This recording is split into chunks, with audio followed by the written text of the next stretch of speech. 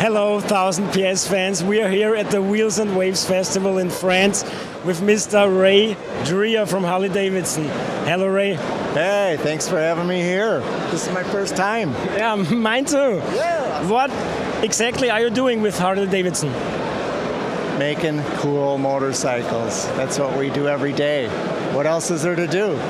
I don't know, but thanks for giving birth to all these nice models.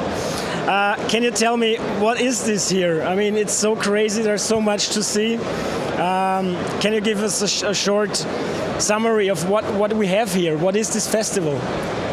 Well, like I said, this is the first time that I've attended the Wheels and Waves, and it's really great to see not only the enthusiasm and passion, but the variety that you see of custom builders, what they're doing, showing their art. You know, it's rolling sculpture is what motorcycles are all about. And so as a creative, I get a ton of energy coming to these events because I really view each and every one of these builders as an artist. So we have this common bond. And to see how they do their self-expression of their art on the motorcycles, just, you know, it's like one, you see one and it's like, oh, that one's even better, and it's just great. Yeah. I've already gone crazy, I must say. Now you see a lot of bobbers and cafe racers and that stuff, you know, naked bike, basics. But I can't see anything from Harley-Davidson, a naked bike, like an XR. Are you bringing something up like that in the next years? Well, you never know, right? Can't really tell you about future product. But you know, your comment there about seeing the bobbers and cafe racers and that, one thing that I do have to say that I really love about coming to Europe is there's tremendous passion in Europe for racing. It's in your blood, you know. I mean, you guys just love racing. Not that we don't in the U.S., but I think this is the heart of it all. Right here in Europe is racing. And so when you think in terms of it's in your blood, you grew up around it, it shows up in the motorcycles that everybody builds. That you see these cues, whether it's the finishes, the components that are on their bike, have this adrenaline and performance edge to it that is so spot on right now with the marketplace. And that's why you see all the energy and all the bikes happening here, because this is what it's all about. Now, a lot of brands try to push forward their designs. They make futuristic designs and everything has to look more modern. Now, Harley is more of a classic brand, and you have more than 1 century of history. So how do you come up with new stuff that still is true to the brand?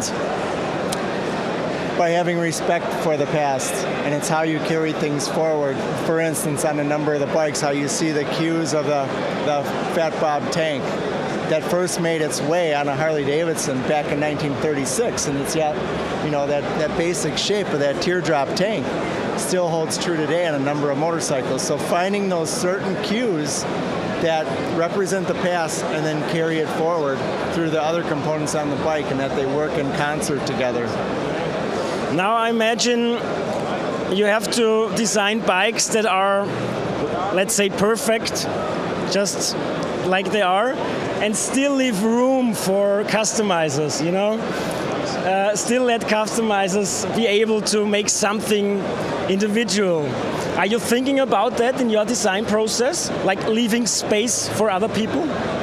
I wouldn't call it leaving space, you know, because that almost sounds like unfinished.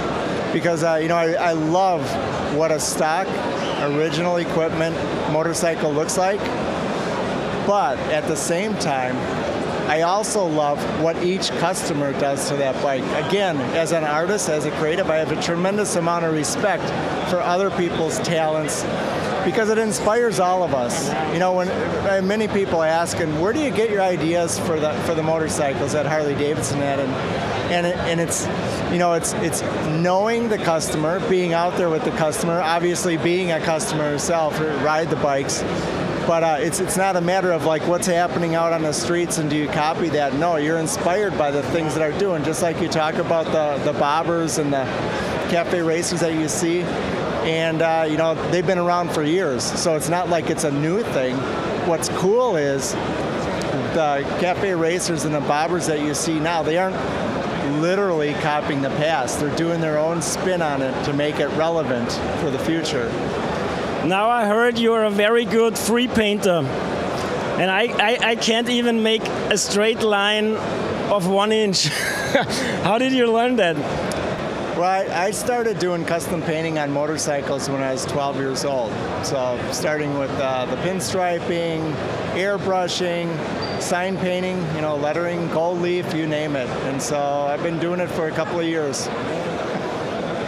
All right, then I have 100 more questions, but we don't have the time for it, unfortunately. So you won't tell us something about the future of Harley-Davidson, of some models. What about the e-bike project? Are you involved in that too? Yes, we're involved with the e-bike project. And just like a number of the things that have been said in the past couple of years since we've been showing it is, right now, the market is not right for electric bikes quite yet. The technology isn't quite there yet. The infrastructure to support it isn't quite there. But you know what? We knew we needed to learn more about it. And so that's why we built Livewire, to get it out on the street. And just like how we say we're customer-led, I mean, it's in everything that we do. And Livewire is a perfect example of us getting something out on the street there and getting the feedback from the customers. What do they think? So we can continuously improve and really deliver what they expect. All right, until then, bring us some more of this. Absolutely. Thank you very much. I appreciate your work. I admire your work almost. Have fun, just like me. All right, thank you. See you someday, maybe on a motorcycle fair. All right, thanks.